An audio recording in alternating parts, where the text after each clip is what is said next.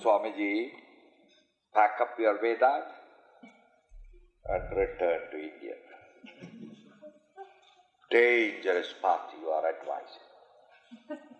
This is a country where aggressive vanity, aggressive ego, aggressive competition is necessary to win. You are saying, be good, be noble, be honest.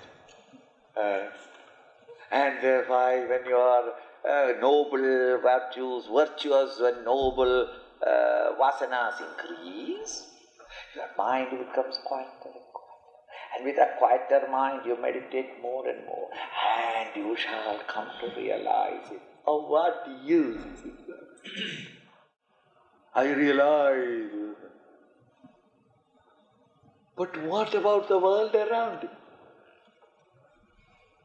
This rat race, this competitive world, this contentious world of bitter competition around me, I must have the muscles and the hard-heartedness to stampede upon others, crush their skulls, and go ahead. But I become very good. As you know, they will make me the doormat for the world. Everybody unnecessarily rubs their leg on me. Why? Because I am a roadman, I am doormat. This kind of an idea will come. Krishna is explaining, mind you, in the battlefield to a man of action, saying that realizes great truth. Is it to make him incompetent and impotent to face the worldly challenges? Can it ever be? Here he specifically points out that a man of realization is the most efficient man in the world. Man of realization doesn't mean that he is incompetent and useless and that you can go and tease him unnecessarily. Before the idea of teasing comes in your mind, he has pounced on you. Good people doesn't mean that my goodness must excite your vulgarity. Before you start thinking of vulgarity, decently I twist your arms so beautifully. Nobody else will know, only you will know. And you promise that I will no more do it, but silently.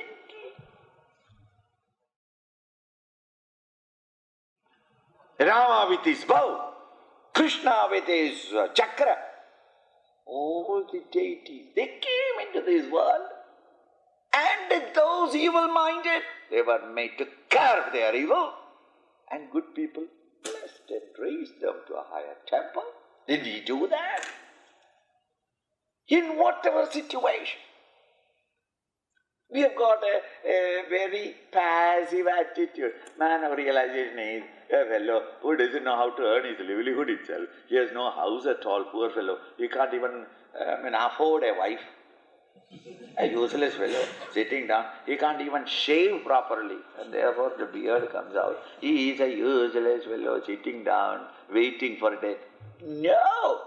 He is the most vibrant, brilliant, mighty man of competency and efficiency. To show that, Krishna gives these two concluding vigorous verses. But unfortunately here, these two verses are only just mentioning the idea.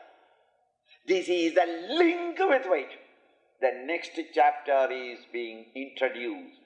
These topics are exhaustively expounded in the following verse. Here is only hinted at. This is nice because you hint at something that we are going to discuss tomorrow and then suddenly say that we will discuss it tomorrow. I want to hear that.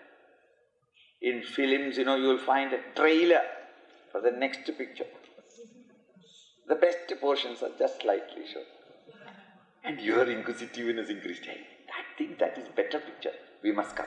When is it? Monday. Okay. And you have decided to come to Monday.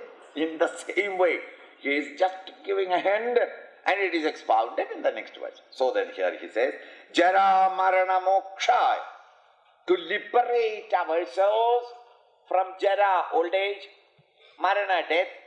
Old age and death doesn't mean that you are trying to never have wrinkles and never die. If by realization you will never die and perpetually remain, your great-great-grandchildren also, you will be there still. By the time they will keep you in a box or in a bottle. This is my great-great-great-grandfather. A labeled, that is all. And you can't move about, walk about, because you can't eat. And you shrink. Think. And when you are moving, my great-great-great-great-grandson, when he is moving from one place to another, when all the luggage is taken, last thing is great-great-great-grandfather also. And if he forgets, you mean to say that you are just living that way? That is not the idea. Jara Marana is only indicating two of the modifications. Birth, growth, decay, disease, death are the 5 changes through which every physical body must go through.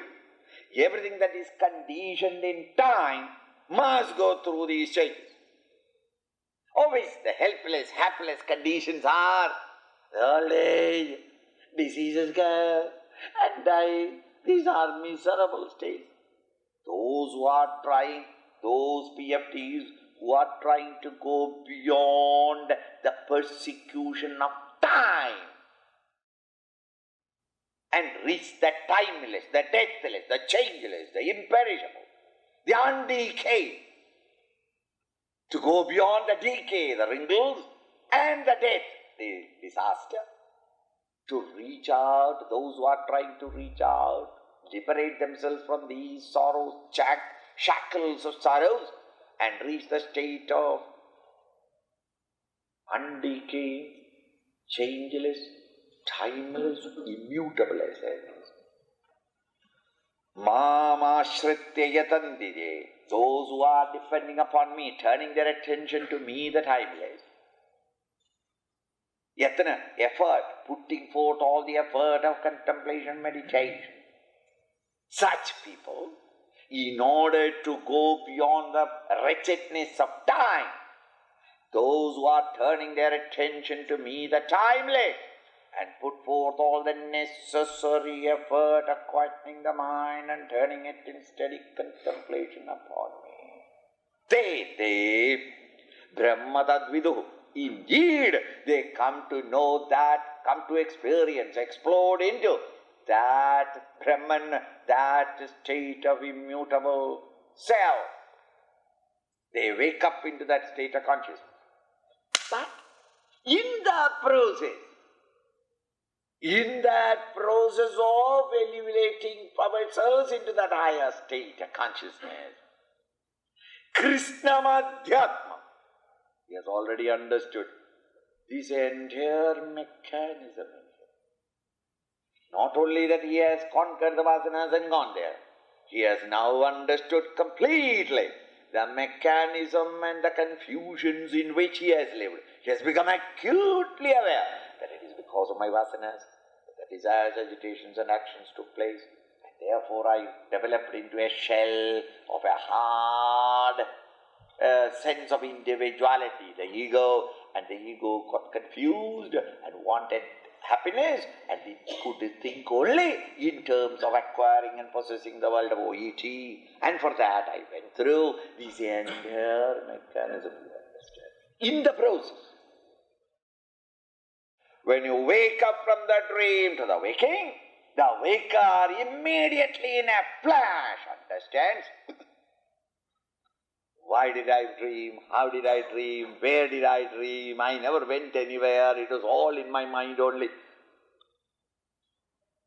Nobody need explain to him. He understands. You dreaming that you are in India, or I dream in India that I am in America.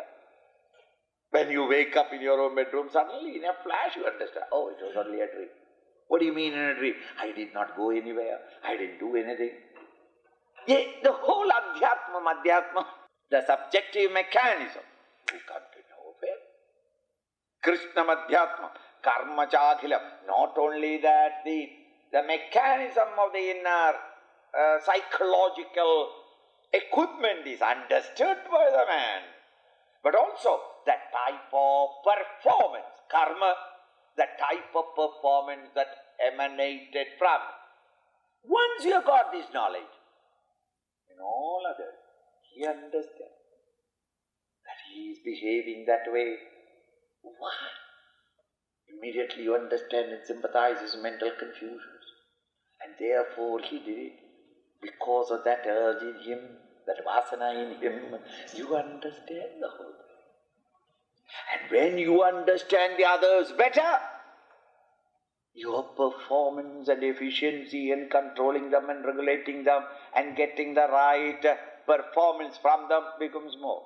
And this is called management. Management is a science where the science of getting your work done through others. This is the shameless definition of management. Printed. Management is a science that explains how to get your work done through others. If that I have to get my work done through others, I must have the sense of management. How can I get the work done through others? Unless I know their mechanism. Therefore, sometimes I feed their weakness. Sometimes I try to regulate their ideas, re-educate them, inspire them, and keep them doing work for me in order that my work may come out. And into the bargain, they get what they want, because they are under their vasanas, they want only a better car, a better house, 5 more bottles of bourbon. Give them all that. And then afterwards insist that 8 o'clock sharp you must come, till 6:30 you must be there, and this much of work I expect from you. John, Joe, everybody batting. What he wants is only a little more money. Give it. I am talking now the management. How do you manage? Satisfy their desires and get work out of them, milk them day and night. And when they are a little tired, Monday onwards you need not come. Wish you best of luck. Meet the accountant. Fire them.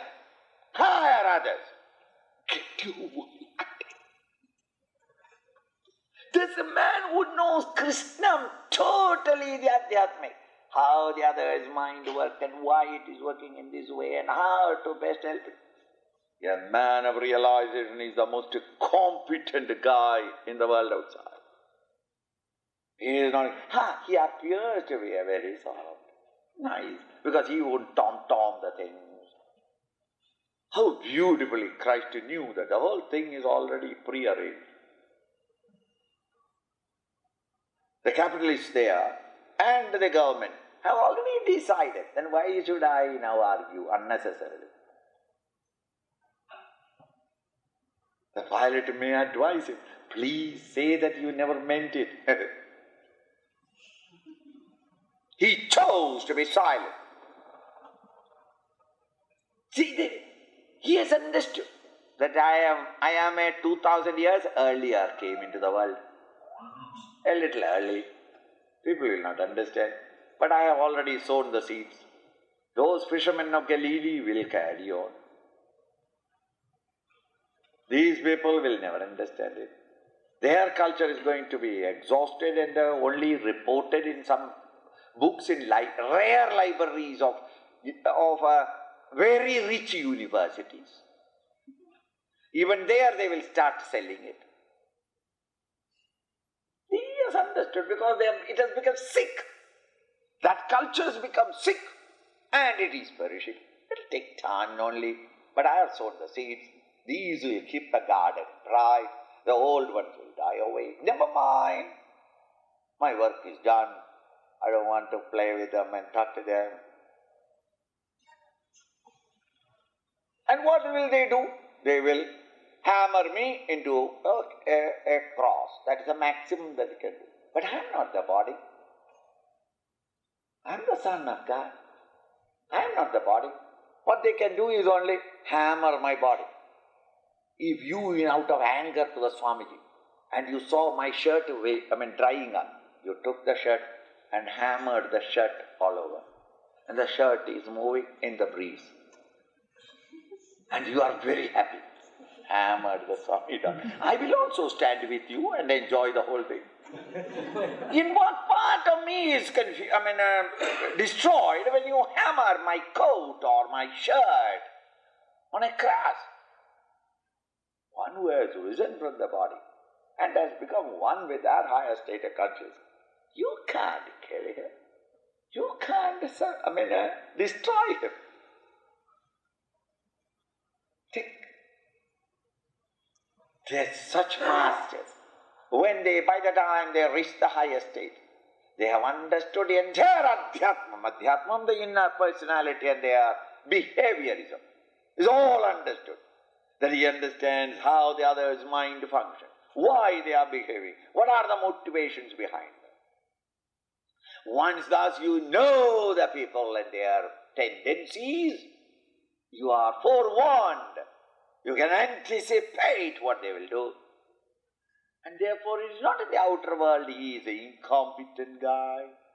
He becomes really competent. Arjuna understood, oh, I see. This state of knowledge is not merely the knowing of the higher, but you know also the entire trick of the trade, trick of Maya. Continue, the last verse. Sadhi bhutadhi daivam mam. Sadhi bhutadhi daivam mam. Sadhi yajnancha ye viduhu. Sadhi yajnam cha ye viduhu. Prayana kale picha mam. Prayana kale picha mam. Te viduryukta chetasaha. Te viduryukta chetasaha. Adhibhuta, Adhidaiva, Adhiyajna. There are three words. Bhuta, the objects, the world of objects. Daiva, the equipments that illumine them. The resplendent instruments, meaning the eyes, ears, nose, tongue and skin, the mind and intellect, by which we contact the world outside. Yajna, this contact between the outer world and the inner equipment. The outer world, as it were, comes and offers yajna, the sacrifice. The outer world, as it were, offers to the sense organs the various sense stimuli as oblations. And it sinks into this muddy trough when consciousness flares forth. This pictorial concept has been very well known in the Vedic culture, accepted by all, and therefore these phrases became famous in the Vedic literature. So, Adhibhuta, pertaining to, associated with, all knowledge associated with the world of objects, sense objects. Adhideva, pertaining to the sense organs, the mind and intellect and how they function. Adhiyajna, the offerings of the world, the impact and the impinging, the world impinging upon you and I as an individual entity, the outer world of objects, sound, smell, taste, touch, form, color, etc., through the eyes, ears, nose, skin and tongue, reaches the mind. I become conscious of, what a sound, beautiful sound, what fragrance, isn't it? I come to know it, but I can't judge. The poor mind cannot judge. The mind consults the intellect. As an executive, the intellect cannot judge it as he likes. He has to look up the precedents. So he refers to the entire memory in him. And from the memory, he interprets it. Oh, this I don't like it. Gee, I hated it all my lifetime because my vasanas are not conducive. I hate. Thus the eyes showed that the fellow is taking up the cigarette. The nose reported that the smoke has started. The mind did not know. Mind collected those informations and consulted the intellect. The intellect, with reference to the past experience, decided that it is dirty, and therefore the intellect judged what is to be done, what should be my response, and therefore told the mind. The mind informed my hand and my right hand. So I started searching for my kerchief. That is my response to it, because that fellow has got 62 chest. So I dare not say anything. If he was a thinner fellow, hey, no smoking in the running, no. Excuse me. Why? He is thin. If he is 65, even if it is written, nobody points out. If he points out, he says,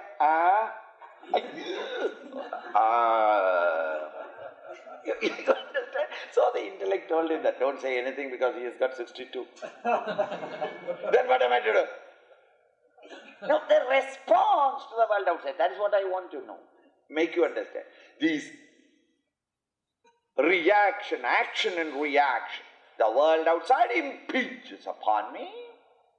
The stimuli are received by the mind.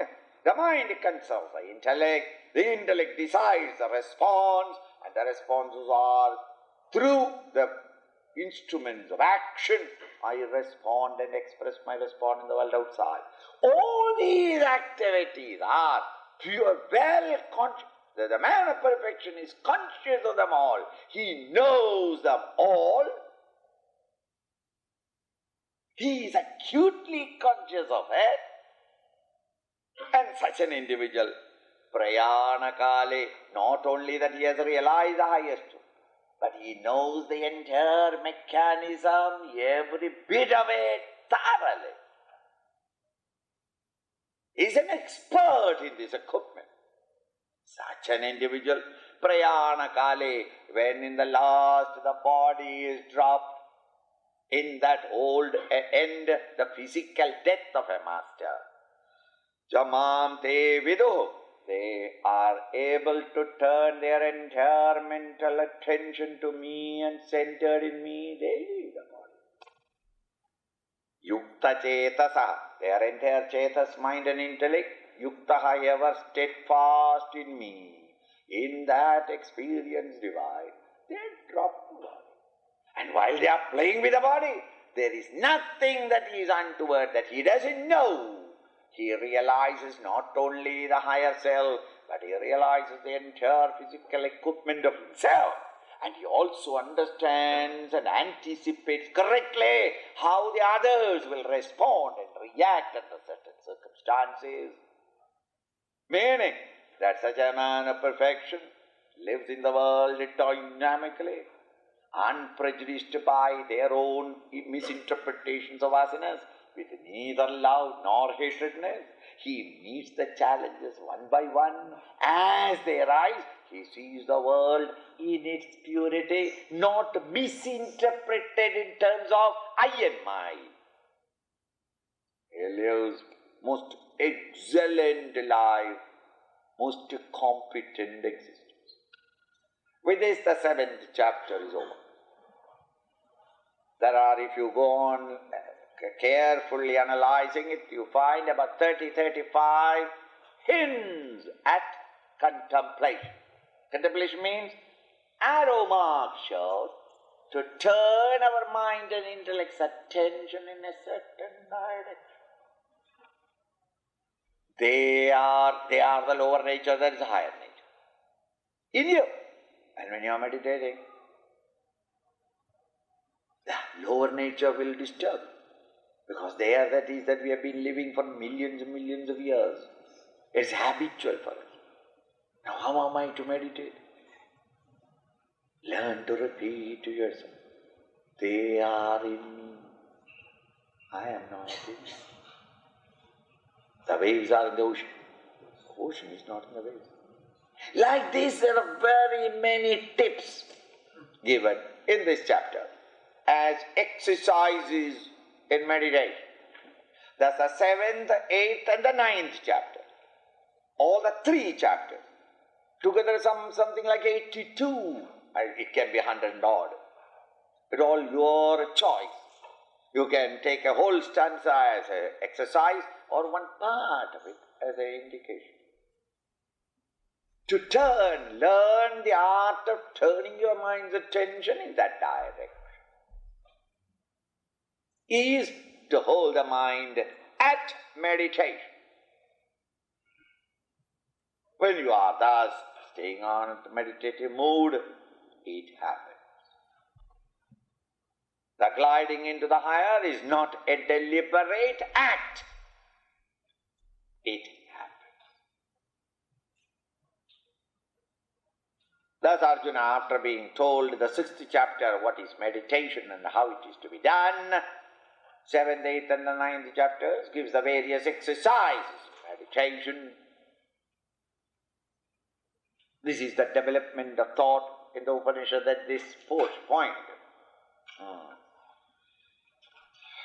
There the stanza is over. As I've been always telling you, 30 verses are there. Try to study about 2 verses a day, so that 15 days one reading will be over. Again and again repeat the same chapter until these ideas get into you independent of the book. So that wherever you are sitting down, one idea or the other will hit you and you enter into meditative poise. Continue the morning meditation processes that have been expounded. Try to continue doing.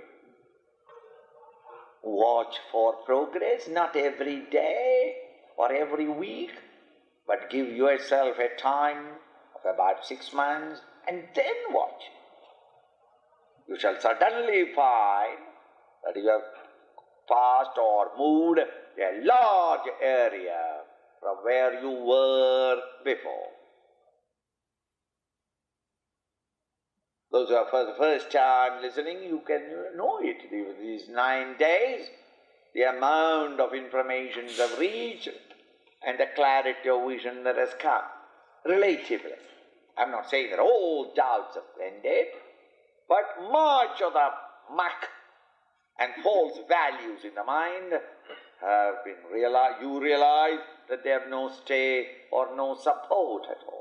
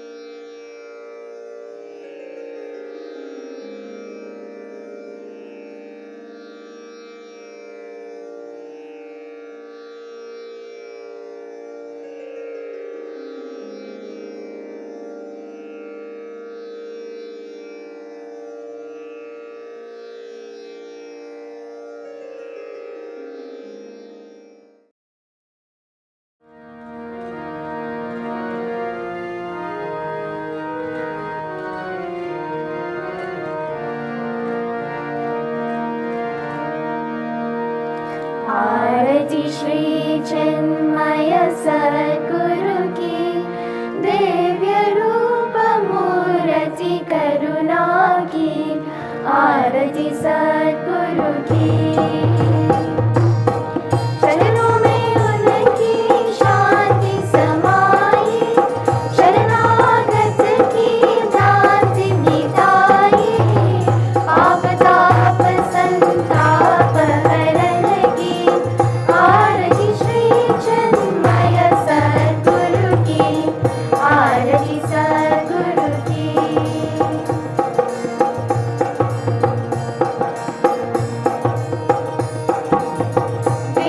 उपनिषद गीता को गाया, धर्म सनातन फिर से जगाया, शुद्ध नीति प्रीति शंकर की, आरती श्री चिन्मय सद्गुरु की, आरती सद्गुरु की।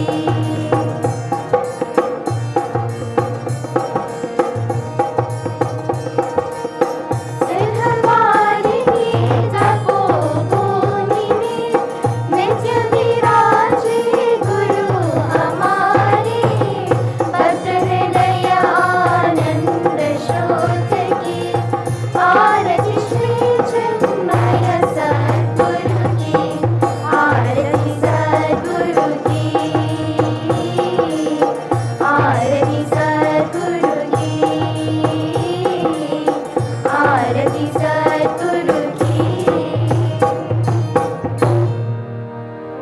श्री सद्गुरुनाथ महाराज की जय।